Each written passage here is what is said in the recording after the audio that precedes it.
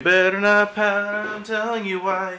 Jack Frost's gonna eat your fucking brains out tonight. Yeah, I just said that. This movie could easily be a horror story. It could. I mean, if you think about it, it really could. I just can't think of a movie like that that would be like that, you know? So as I said, this movie could easily be a horror story, but, you know, it's a family comedy, right? To be brutally honest, I forgot about this movie. I completely forgot about this movie. I forgot that Jack Nicholson, Michael Keaton was in it. I said Jack Nicholson probably because I'm thinking about the Batman movie. Yeah, because when you think of Michael Keaton, you think of Batman. You don't think of Michael Keaton and think of the Snowman or Jack Frost. Which, you know, this is kind of a weird retelling of the Jack Frost story. Because if you don't know the lore, Jack Frost is a spirit of Christmas that has the power to control ice, who knows Santa Claus. And this movie, it's basically not Jack Frost. This movie could have just been called Frosty the Snowman or something like that. It could have been a live action version of Frosty the Snowman, which it basically is, in a way, give or take a few different plot points. So this movie, in a sense, is a family film. You know, in movies like this, there's always situations where the characters do something I completely disagree with. So, in one instance, and before I continue, just so you know, I spoil the shit out of my movie. So if you haven't seen this movie, go watch the movie first, and then come back here and have a discussion. So there's that. So, basically, there's this family, right? And Michael Keaton's in it. And he basically dies because he's off working somewhere, because he's a musical performer. And that's basically it. And his son plays a magical harmonica that brings his dad back to life as a snowman. And that's the premise of the movie, where it's basically, this movie is about letting go. Because his dad just died, and his dad returns back for one last Christmas with the son. Which this movie is actually really sad when you think about it. This movie hides itself as a family-friendly film that's upbeat and cheery. But this movie is basically about remorse. It's about letting go of someone you just recently lost. And towards the end of the movie, Jack basically tells his son, I have to go now, you can't always take care of me, you know, you have to take care of your mom, blah, blah, blah. And that's the end of the film. But before that, throughout the course of the film, his dad, as a snowman, I'm going to call him Frosty, his dad as Frosty, this movie should just be called Frosty, decides to help his son out during this time of Christmas. His son plays hockey, and decides to teach him how to play hockey, because he didn't have that chance when he was alive. But he does have the chance as a snowman. And he was never actually there as a dad because he was always working. And this movie, in a way, is, in a sense, a cautionary tale for dads that work too much and are not really around their sons. But, you know, some of us can't really help it that much because sometimes work does get in the way. And this movie basically opens your eyes up to that concept that you should probably spend more time with your family versus always working.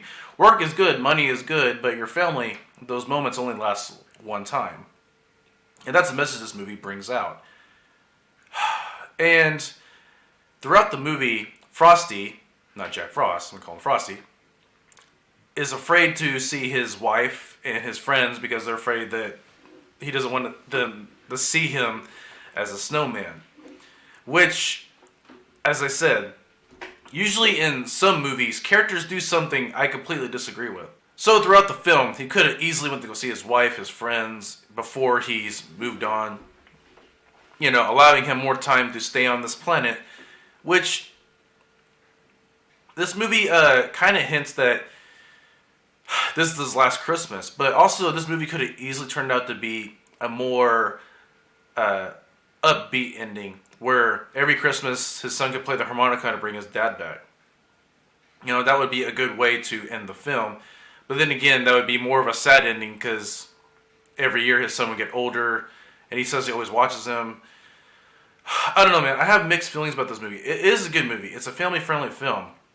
But I just can't help but feel a little depressed after I watch this film, because this movie is basically moving on, passing away, letting go of your loved ones, always being there for your loved ones. And, that is a good sense of morality when it comes to these type of films. But I just can't help but feel depressed every time I watch this movie. And I've only watched this movie at least 3 times. But, as I said, this movie could have easily been a horror film. In which it turns out that they do make a horror film later on down the line. Actually, I think the horror film, this movie, came out before this movie came out. Now, that's what I generally remember. So if I gave this movie a scale of 1 to 10, 1 being the worst, 10 being the best, and 5 and 6 being sort of in the middle. Or at least 4 through 6 being sort of in the middle. That makes more sense that way. I give this movie about a 7, right? Because it's not a bad movie. And if you're into family-friendly films, this is one of them. But I can't bring myself to bring it to about an 8 or a 10, because this movie is, in a way, depressing when it comes to loss and tragedy. And that's why I can't really watch this film without feeling some sort of sadness. Now, does this movie have rewatchable value? Yeah, you could probably rewatch this movie once a year, just around the time of Christmas with your family, just once a year with your kids. If you want to watch it with your young kids under the age of, I guess, 10, this movie would be kind of for them. But other than that, this movie has no other reason to be watched. So that's why I give it about a 7. So that's just my opinion on Jack Frost. It's a good movie. I'm glad Michael Keaton's in it. Michael Keaton also shows that he has some singing talent. Before that, I knew that Michael Keaton was a stand-up comedian before he starred in the Batman movie. But I didn't know he also had a good singing voice. So I didn't realize how talented Michael Keaton actually was until I saw this film, because he can sing, he can do stand-up comedy, and he can act. So this guy, Michael Keaton, he definitely has a lot of good acting chops when it comes to that aspect. I'm not doubting his acting performances before. I'm not saying that at all, so don't twist my words. I'm just saying I didn't realize he had such a wide range of talent before I saw this film. And of course, there are other actors in this movie, but they're largely forgettable. It's really only Michael Keaton that stands out in this movie. So guys, you should watch this movie on the Christmas time with your family, and that's all I have to say about it. Great Geek Detective, let me know what you think about this movie in the comment below. And guys, please, if you can, like or sub to my channel, or do both, because it helps my little channel out a lot. And I really appreciate it when I get that sort of help in this world where everything is competitive and it's hard to maintain a YouTube lifestyle when your audience just slowly builds up. And I would really appreciate every single subscription that I get. Thank you guys. I gotta go. Peace out.